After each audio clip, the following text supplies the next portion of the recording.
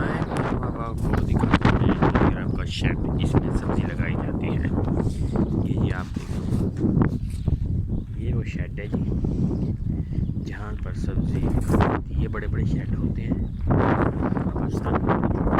ये बड़ा शेड है, ये देखिए ये जी खीरे की पैदावार है। ये देखिए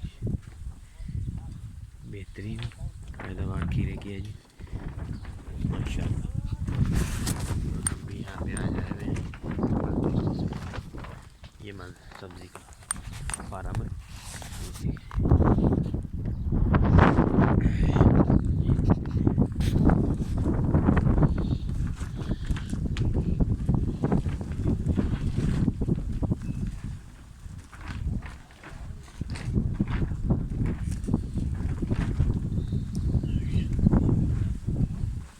खीरा है माशाल्लाह, देखिए कैसा प्यारा खीरा है।